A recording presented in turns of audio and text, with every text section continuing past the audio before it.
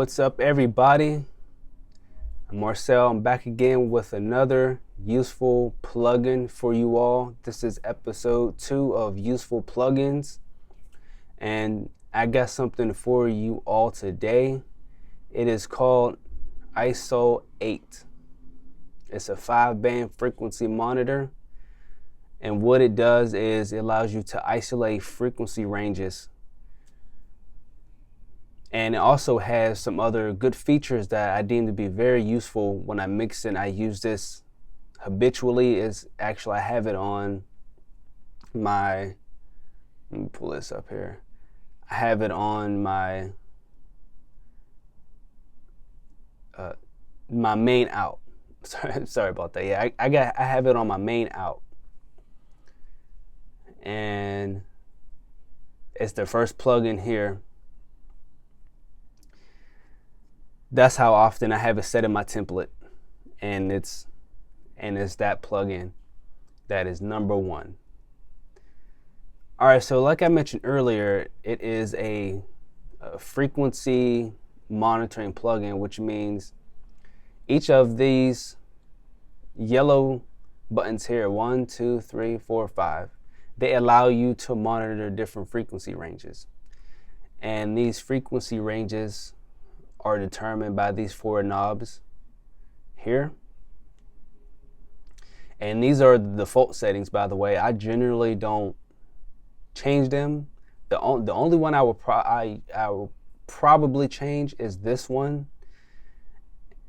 And the reason for that is because when I'm monitoring the low end, when I solo the low frequency range, I can adjust, because this is just 200, but when I want to start monitoring more of the sub frequencies, it allows me to do that, to really get down to the nitty gritty and make sure that when the music is turned up, that the kick and the bass don't get lost and meshed up with each other, that there's still some type of separation even in those lower frequencies.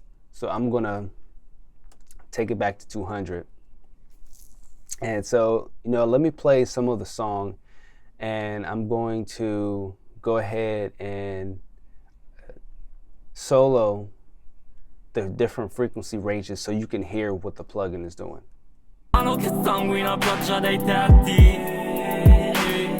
Un padre che piange perché non ha nulla. Io non ho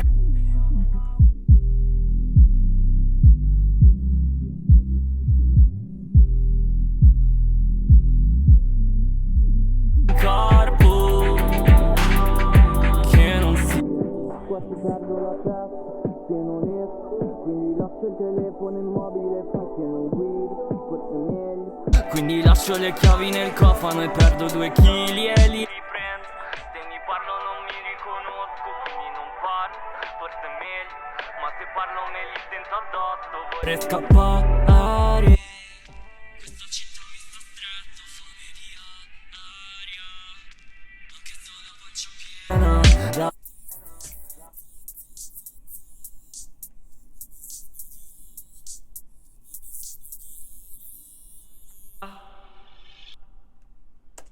So that's what the plugin is doing. It isolates different frequencies, and you can really get into what your mix needs, or sometimes what it's just if it's correct or not. It really allows you to focus in, especially sometimes when you don't have different types of monitors, because some of the speaker monitors, they have a frequency curve that allows you to really gauge what's going on. And if you don't have that at your disposal, and for me, I have 2 sets of monitors, and I go back and forth between the 2, and I still use this to kind of to simulate almost like an old speaker, and I'll kind of mix through it and take it off to see how it sounds. And when it's on, I'll kind of gauge what adjustments I need to make. So this is how I normally would use it. And I would normally put these three frequency ranges on.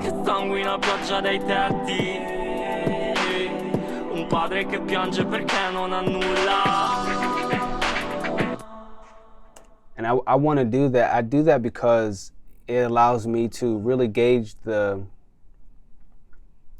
mid range of the mix, which is very, very important, and it helps.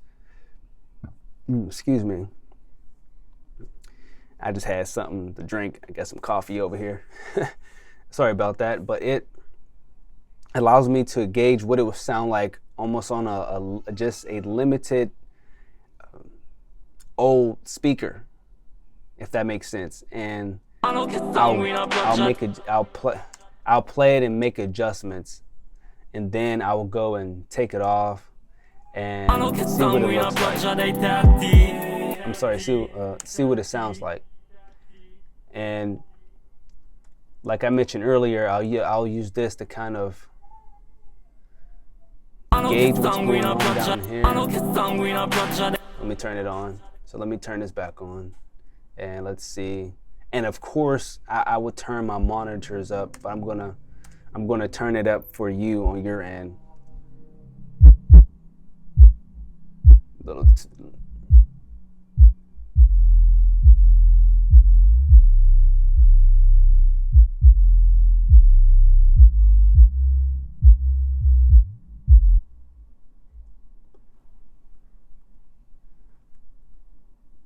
And that's how I will use it for that.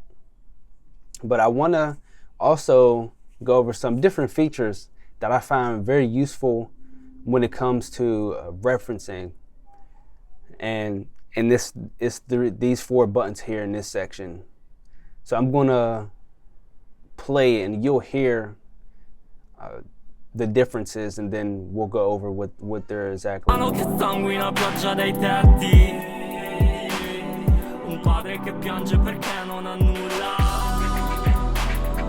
Io non ho niente in corpo che non sia dell'alcolodio. Io non ho più niente in corpo.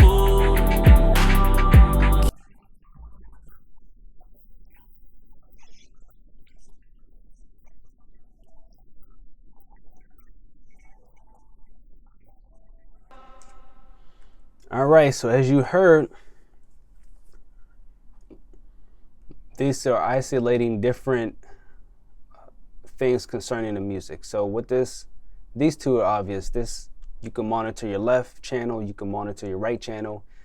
And these 2, I really love these. And what it does, this is your mid. You can listen to what's going on in your, just the center, just the mid. And this allows you to monitor the side information of your mix. And this is really helpful when it comes to referencing. If you like, when you're mixing and you kind of have the freedom to kind of create a record, if your client doesn't have a specific record that he or she likes, you can kind of create a sound and monitor how wide things are, or if something need to be wider, or something's too wide. And it works well, comes in handy too when the client does have a reference and you want to really get as close to it as you possibly can. And it would never be exact, but you can get it in the ballpark because it's not the same exactly recorded record, the same plugins, the same nuances of the mix and the master. But you can kind of listen to the record and kind of recreate what that engineer did. And I love this. I love the side because it really does allow you to monitor how wide your mix is versus your reference. And you can listen to your reference and say, well, what is on the sides? What instruments or what effects are on the sides?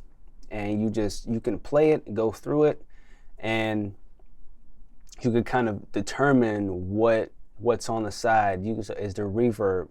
Sometimes reverb's a mono, are there any type of effects going on the side? Like in this record that I'm mixing, I have some chorus on a vocal, on a background vocal on this rap verse that is really wide. And I may go in and tweak it, and kind of, I can always bring the stereo imaging in, but it allows me to kind of gauge what's going on. And as I was playing the examples of soloing the different bands, that I know that there's a lot of mid-range frequency. I'm sorry, not a mid-range frequency, but there's a lot of mids going on, which isn't a bad thing, but there's some instruments that I want to make a little bit wider, kind of clear up the mid. And so even telling you about this, it's a really good thing to really use while you're mixing. It's really good. And here I don't want to do like a tutorial, but this, you can change your slope on your frequency bands, and I kind of leave it at default. I mean, but the option is there for you. I normally don't use it. And you have a dim switch here, which it turns it down by by negative 18 dB, which is the default. I usually don't use this because I have a monitoring section. I can just do that on my hardware.